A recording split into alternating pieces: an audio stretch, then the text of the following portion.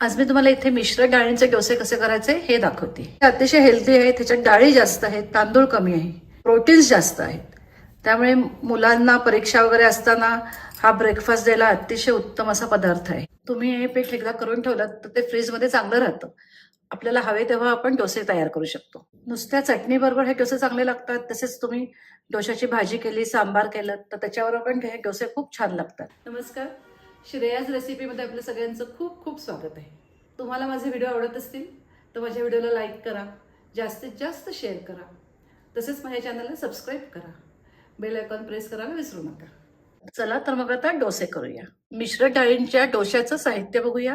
5 प्रकारच्या डाळी घेतोय. त्याच्याकरता मी अशी एक छोटीशी लहान वाटी घेतलेली आहे. आता ही वाटी भरून मी सगळ्या डाळी घेते. पहिल्यांदा सपाट वाटी मसुराची डाळ घेतलेली आहे, तुरीची डाळ घेतलेली आहे, एकाच वाटीने मी मोजते हे सगळं. मुगाची डाळ घेतलेली आहे, हरभऱ्याची डाळ घेतलेली आहे, पाऊण वाटी किंवा 3/4 वाटी उडदाची डाळ घ्यायची, ती थोडीशी कमी घ्यायची. मसूर, तूर, हरभरा, उडीद आणि मूग अशा 5 प्रकारच्या डाळी घेतलेल्या आहेत. एक बाउल आपल्या ह्या डाळी झालेल्या आहेत, तेवढेच आपल्याला तांदूळ घ्यायचे. पहिल्यांदा एका पातेल्यात ह्या डाळी घेते मी सगळ्या. अर्धा टीस्पून मेथी घालते ह्याच्यातच. इथे मी या लहान वाटीने सगळ्या डाळी घेतलेल्या आहेत. असं तुम्ही एक माप सेट करून घ्या आणि त्या मापाने सगळ्या डाळी घ्या. तुम्ही बघितलं असेल सगळ्या डाळी एकत्र केल्यावर आपल्या एक बाउल झालेल्या होत्या. आता एक बाउल मी तांदूळ घेते. डाळीने तांदूळाचं माप सारखंच आहे. इथे मी सोना मसुरी तांदूळ घेतलेला आहे. तुम्ही तुमच्या घरी जो तांदूळ असेल तो घेतला तरी चालेल, रेशनचा तांदूळ घेतला तरी सुद्धा चालेल. ज्या तांदूळाने भात आपला चिकट होतो, इंद्रायणी वगैरे तांदूळ, तो मात्र इथे घ्यायचा नाही. डाळ आणि तांदूळ वेगवेगळे भिजवायचे. आता मी हे दोन्ही स्वच्छ धुवून घेते. डाळीने तांदूळ स्वच्छ धुवून घेतलेले आहेत. आता आपल्याला हे भिजवून ठेवायचे. तांदूळने डाळ वेगवेगळी भिजवलेली आहे. आता आपल्याला हे डाळ तांदूळ 3 तास भिजवायचे. त्याच्यापेक्षा जास्त वेळ नका भिजवू. 3 तासांनी बघूया. 3 तास झालेले आहेत. डाळ तांदूळ पण 3 तास भिजवले होते. आता हे वाटून घेऊया. मी इलेक्ट्रिकच्या रगड्यामध्ये हे वाटून घेते. तुम्ही मिक्सरमधनं वाटून घेतलात तरी चालेल. पहिल्यांदा डाळ वाटून घेते. कायम लक्षात ठेवायचं, हे जे वर पाणी आलेलं आहे ते टाकून नाही द्यायचं. वाटताना जेव्हा आपल्याला थोडं थोडं घालायला लागतं तेव्हा हेच घालायचं. त्याच्यामुळे डाळ किंवा आपले जे मिक्सचर तयार होतं ते चांगलं आंबतं. हे बघा किती फ्लफी झालाय, हलकं झालाय एकदम. असं गंधासारखं वाटलं गेलं पाहिजे. हे बघा किती गुळगुळीत झालेलं आहे. आता हे मी एका पातल्यात काढते आणि ह्याच्यातच तांदूळ वाटून घेते. तांदूळ सुद्धा गुळगुळीत वाटून घ्यायचा. तांदूळ सुद्धा वाटून झालेले आहेत. अगदी गुळगुळीत असं वाटून घेतलेलं आहे. मग अशी जी डाळ वाटून घेतलेली आहे ती सुद्धा एकदा ह्याच्यात मिक्स करते आणि सगळं 1-2 मिनिटं पुन्हा वाटून घेते. त्यामुळे तांदूळ आणि डाळ एकजीव होते. बघा हे छान एकजीव झालेलं आहे. आता एका पातेल्यात काढते. हे असं आपलं डोशाचं पीठ वाटून झालेलं आहे. हे पीठ आता 10-12 तासाकरता किंवा रात्रभर आंबट ठेवूया. हे चांगलं आंबलं गेलं पाहिजे तरच आपले डोसे चांगले होतात. तर आता मी ओव्हरनाईट हे झाकून बाजूला ठेवून देते. सकाळी बघूया.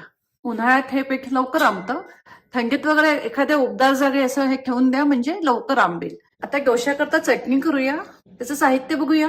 खोबरं घेतलं 1 वाटी, 2 टेबलस्पून उडदाची डाळ घेतलेली आहे, 2-3 हिरव्या मिरच्या, लसूण 4-5 पाकळ्या, थोडंसं आलं, थोडीशी चिंच. एका लहान कढईत 2 चमचे तेल घेतलंय. 1 लहान चमचा जिरं घालूया. उडदाची डाळ घालूया. आता ही डाळ लाल होईपर्यंत चांगलं भाजून घेऊया. डाळ चांगली लाल होते. त्याच्यातच लसूण आलं घालू, मिरच्यांचे तुकडे घालूया. आता हे सगळे छान परतून घेऊया. आता मी गॅस बंद करते. डाळ लाल करायची, करपून नाही द्यायची. मी आता मिक्सरच्या जारमध्ये हे सगळं घेते. खोबरं घालूया. ओल्या नारळाचं खोबरं आहे. चिंच घालू, मीठ घालूया, साखर 1 लहान चमचा. आता चटणी वाटून घेऊया. गरम पाणी घालते त्याच्यात थोडंसं. चटणी झालेली आपली काढते का बोलमध्ये. थोडं पाणी मिक्स करूया. मिक्सरच्याच भांड्यात घेतलंय. ही चटणी फुगते नंतर, त्याच्यामुळे जरा जास्त पाणी मिक्स करायचं. आपल्याला जशी कन्सिस्टन्सी हवी तसं मिक्स करायचं. फोडणी करूया. अगदी थोडंसं तेल घेतलेलं आहे, 1 चमचा भरून. थोडीशी मोहरी, थोडंसं जिरं, हिंग थोडासा, थोडीशी उडदाची डाळ. गॅस बंद केलाय. कढीपत्त्याची पानं. आता ही फोडणी चटणीवर घालूया. आधी उडदाची डाळ तेलात भाजून घेतली होती, त्यामुळे फोडणीला अगदी कमी तेल वापरलेलं आहे. तर अशी आपली ही एकदम वेगळ्या चवीची चटणी तयार झालेली आहे. हे बघा, आपण पीठ आंबवायला ठेवलं होतं, ते आता छान आंबलेलं आहे. चांगलं फर्मेंट झालेलं आहे. हे तुम्हाला दाखवते. हे बघा, छान झालेलं आहे. ह्याच्यात तांदूळ कमी आहे, डाळी जास्त आहेत, त्यामुळे आपल्या नेहमीच्या पिठासारखं हे अगदी वर येत नाही. हे बघा, तुम्हाला दिसत असेल, अगदी व्यवस्थित आंबलेलं आहे. हे पीठ आंबायला जर आपल्या नॉर्मल डोश्याच्या पिठापेक्षा जास्त वेळ लागतो. हवा गार असेल तर थोडा वेळ जास्त लागतो. आज मला जरा वेळ जास्त लागलेला आहे, हवा जरा गार होती. त्यामुळे व्यवस्थित आंबल्याशिवाय किंवा फर्मेंट झाल्याशिवाय डोसे करू नका. ते छान फर्मेंट झाले की डोसे फार सुंदर होतात. त्याचा कलर पण खूप छान येतो, चवीला पण छान लागतात. आता ह्याच्यात चवीचं मीठ घालूया. तुम्हाला जेवढे डोसे करायचे तेवढं पीठ तुम्ही बाजूला करा. बाकीचं तुम्ही फ्रीजमध्ये ठेवून दिलात तरी चालेल. फ्रीजमध्ये 2-4 दिवस अगदी छान राहतं. असा हिंग घालते. हिंगामुळे ह्या डोश्याला खूप छान चव येते. आता मी एका वेळी सगळे डोसे करत नाहीये, त्याच्याकरता मी एका लहान पातेल्यात हे थोडंसं पीठ काढून घेते. जेवढे मला डोसे करायचे तेवढे, बाकीचं असंच फ्रीजमध्ये ठेवून देईन. आता हे पीठ जरा पातळ करून घेऊया. एवढी आपल्याला कन्सिस्टन्सीची हवी. आपल्याला डोसा पसरायचा आहे. ह्याच्यात हरभऱ्याची डाळ घातल्यामुळे थोडा येलोइश रंग येतो याला. तवा आधी चांगला तापवून घेतलेला आहे. थोडंसं पाणी मारते, त्याच्यावर पुसून घेते. गॅस बारीक केलाय. आता डोसा घालते.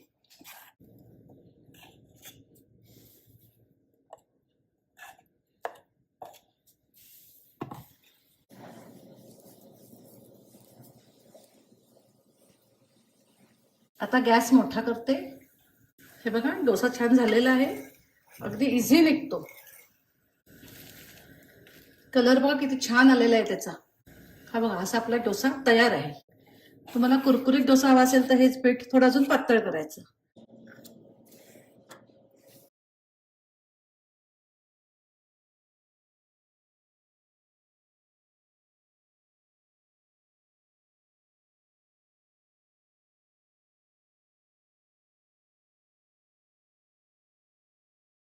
तर हे बघा, हे असे आपले डोसे तयार झालेले आहेत. त्याच्याबरोबर अशी वेगळ्या चवीची चटणी तयार आहे.